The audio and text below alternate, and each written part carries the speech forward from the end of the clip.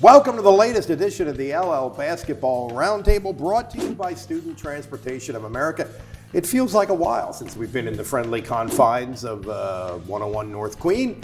And, the holiday break has come and gone, and my trip to Atlanta has come and gone, and we're back on the hoops beat, grinding it out in league play mostly now, and headed toward playoffs and all that stuff. My name is Mike Gross. I'm hosting these proceedings. Here is Jason Borrente, who covers boys basketball. Here is Jeffrey Reinhardt, who covers girls basketball. And let's start with Rhines, because since last we spoke, we had a couple of undefeated teams in the league. Yes. That are no longer undefeated. Correct, no longer. Okay, who was undefeated for a while? Northern Lebanon, yeah, they were like 7-0, 8-0. They lost to Lebanon in the holiday tournament at Lebanon, which that's a fun matchup. Made a very good account of themselves against a very talented team. Exactly. Yeah. Northern Lebanon was winning at half, I want to say, and then the Cedars came back and took care of business. But so that was their first loss. Columbia girls were off to a good start. They were 5-0, 6-0. They played St. Maria Goretti from Maryland, and they're like a really good program in Maryland. Yeah. And Goretti beat them at the York Suburban Holiday Tournament. Columbia came back and won the consolation against Greencastle Antrim, a district champ last year. So that was a good win. So no more undefeated teams on the girls' side. 4 or 5 teams have one loss coming out of the break now. Catholic's in there. Columbia's still in there with one loss. The other team that finally got tripped up was Elko. They were 6-0. They've lost a couple of games. They lost to Parkland in the Pine Grove tournament. Tough matchup there in the final. 6A, District 11 powerhouse team. They lost to them. So nobody undefeated anymore in girls coming out of the break.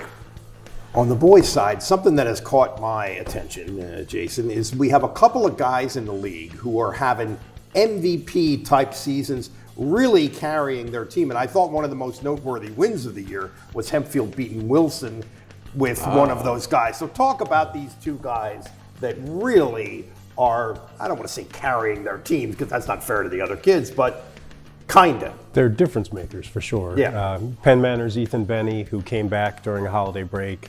He has a broken finger, ring finger on his shooting hand. We weren't sure how long he was going to be out. He's back.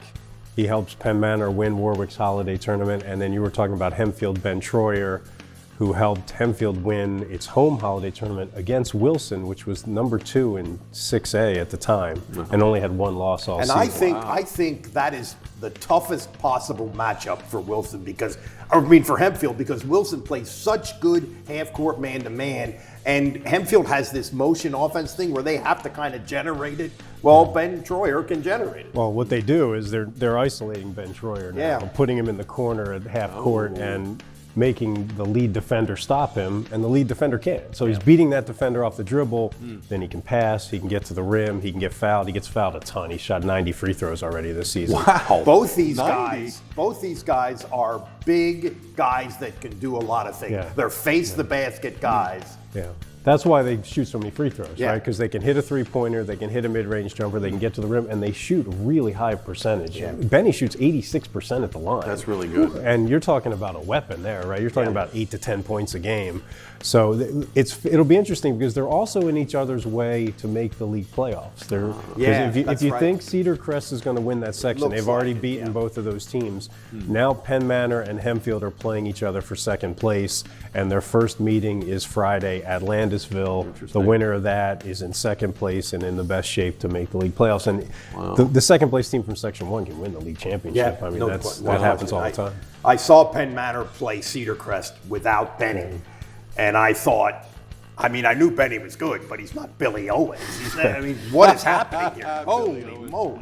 Anyway, these guys are having great years. I talked to Benny over the holidays. I ran into him at a game, and he's got like tape and bandages all over his finger. And I said, how in the heck are you going to play, young man? And he scored 29 back-to-back nights? He scored 29, and he had a fall-away jumper where he sort of dribbled to his left, and he made it from the elbow of the free throw line with, his finger broken and the ring finger and middle finger taped together. Amazing. Still shooting a high percentage, still making free throws. Pretty strong. That is very strong. Let's go to what we've learned. We came through the whole holiday business with tournaments and everything. Let's talk a little bit about that. Okay, it's going to start coming into focus here, I think, a little more now because it'll be a lot of section games.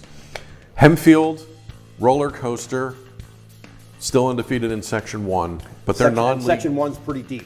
Very deep because Yeah. Lebanon has a loss, but they will be heard from. Crest has won like 6 in a row. Yeah. They're going to be right there. Township's playing well. Hempfield has struggled with their non-league games. They've given up a lot of points. McCaskey's 70. okay. McCaskey's okay. Yeah. They reached the championship of the Reading tournament. Section 2, big game. Friday night, Ephrata, Manheim Central. Those are the two we pegged to kind of be there. Yeah. They'll play Friday night. I started to say E-Town. Let me finish the sentence.